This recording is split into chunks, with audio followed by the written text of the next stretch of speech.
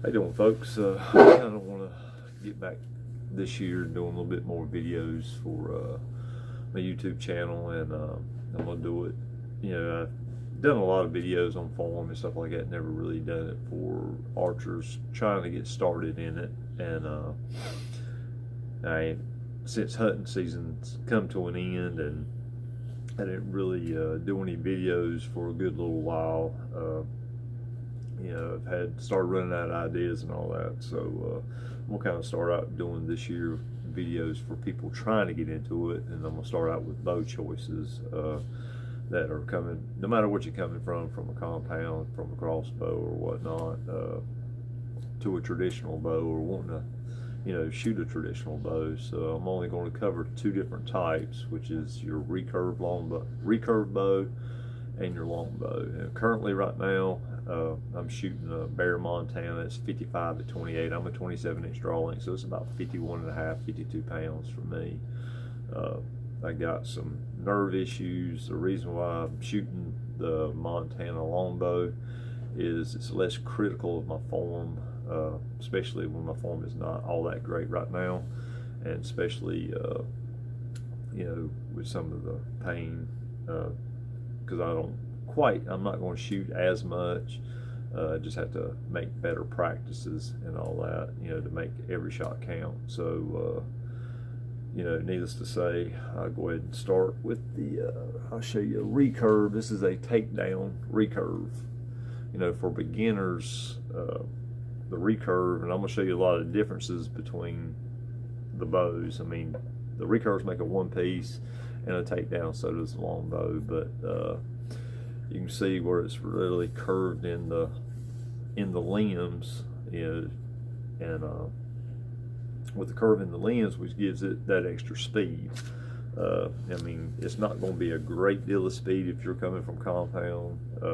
If you can get a traditional bow to shoot 200 foot per second, I mean, that's pretty fast. It's about as fast as you want to get, unless you're just going to go with a 8 grains, 7 grains per inch arrow, or 7, 8 grains per pound, and you're going to end up, ruining your bow there. With a hunting weight arrow that I use for this bow, it's probably running about 185, 190. So, I mean, just right off the top of my head, I ain't saying it does, but that's coming out of the bow. It does slow down as it goes down range. The takedown, the advantages it gives a new archer is they can start out with low weight and not have to buy a whole bow.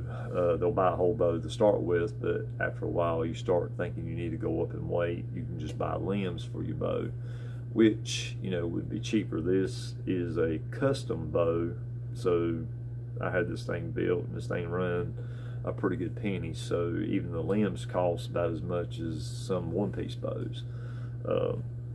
Starting out, to get a little starter bow, I started out with a starter recurve.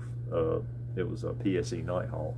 So I started out at 45 pounds. I was able, with a compound, pull 70 pounds with 75% let off. And 45 pounds with these things with no let off, which means whatever you drawing back on this bow, this is 45 pounds at 27. So when I hit my draw length at 27 inches, which is my anchor point, I'm holding 45 pounds. There's no, there's no peak where it goes down and comes back into your back wall where you're only holding 14 pounds if you're shooting an 80% let off with 70-pound bow at 29 inches. So you ain't holding but basically 12 to 14 pounds. So with the traditional bow, you're actually going to be holding whatever weight you can pull back to. That's what you're holding. So it's a whole different ball game when you come to it.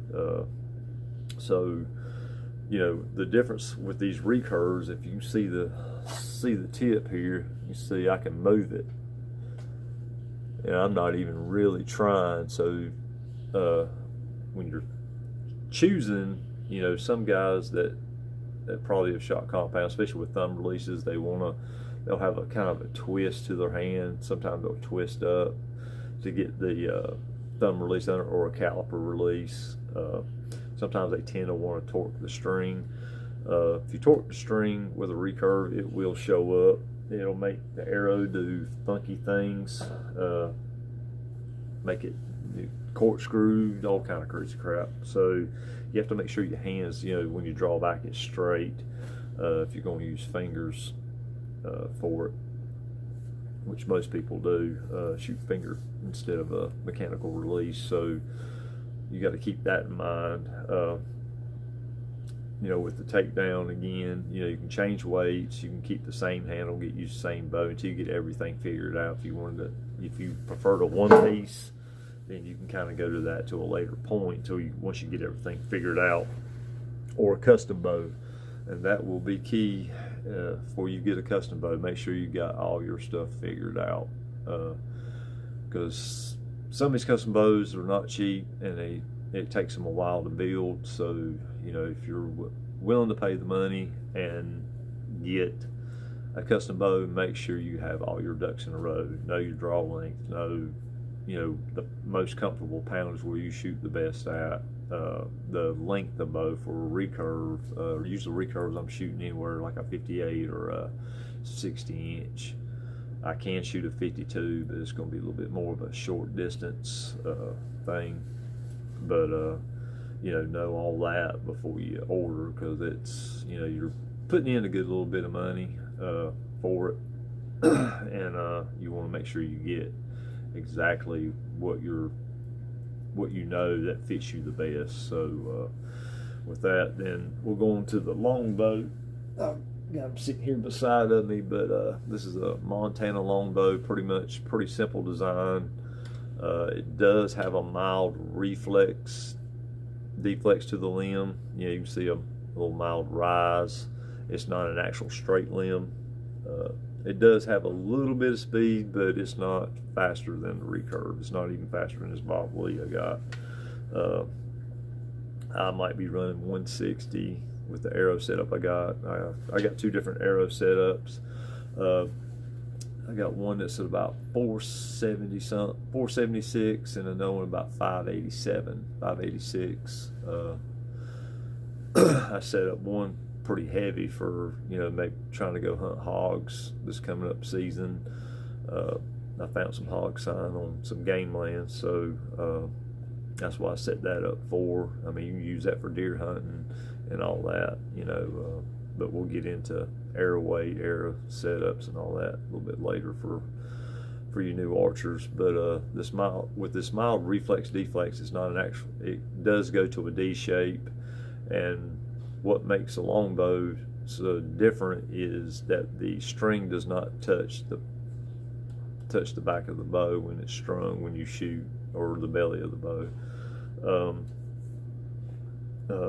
And it's the quietest of the bows. If you've seen people shoot like little self bows or primitive type bows, they are really super duper quiet. They're not fast, but they're quiet. Quiet will get you a long way compared to a bow that's noisy. So excuse me. And the Montana, I mean, it's with certain arrow weights, it can get really quiet, and it's a pleasure to shoot. And the difference on that, you can see how thick the limbs are. If I take that, I can barely even turn them over. I have to grab it, so you can't even see the tip move. So that's an advantage for a new archer that's starting out, that ain't got their form figured out. It's easier to help you get your form in line compared to a recurve. I started out with a recurve, so with all this information I'm gonna give you, it's basically an opinion, and at the end of the day, you just got to choose the bow that's going to fit you the best.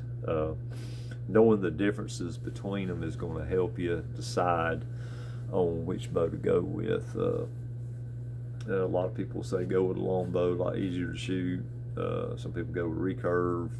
Just at the end of the day, it's all that's going to matter. You're behind the bow. I'm not behind your bow or anybody else.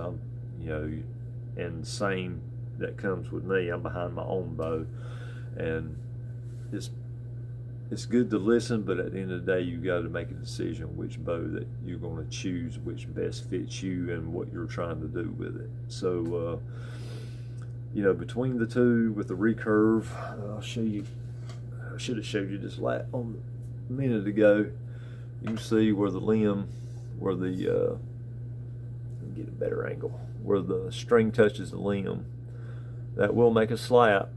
You can reduce a lot of that noise from the string slap is by arrow weight or brace height. So we'll get into all that a little bit later, but they can be just as quiet as a recurve. It's just depending on how you set it up. So with the Montana, it's a lot quieter than any recurve I got here. And my Bear Grizzly's pretty, and it's a one-piece recurve, and it's pretty quiet, but it's not as quiet as this Longbow. So if you're a hunter, quiet goes a long way with a bow over speed. So and with these type bows, it's not going to be a lot of speed. So you know, if you, as a new archer, if you can start out with a takedown model, you can get all your stuff figured out, your bow weight and everything else like that. If you start out with a recurve, you need to go up in weight, you're going to have to buy a whole nother bow. So it's some things to take into consideration when you get started. So once you get your bow figured out, in my next video I'll get talking about shooting styles, which one to choose, or at the end of the day, again, all this is going to be an opinion, and at the end of the day, it's going to be your choice and what's comfortable for you. So we'll get into that, you know, in my next video. So I hope this video helps with the recurves and longbows. I mean, if I had to do it all over again, I'd probably be shooting a longbow.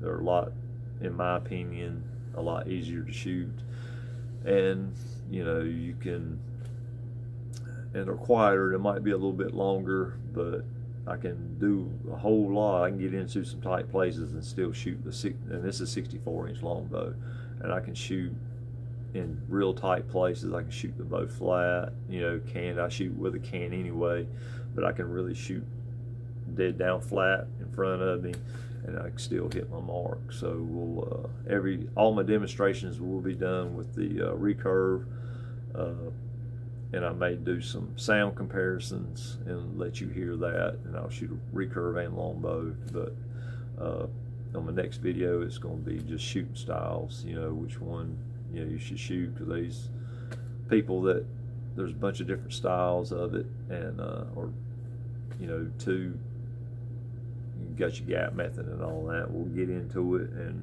which one that suits you the best is going to be the main thing. So I hope this video helps you. I hope y'all have a great day, and God bless.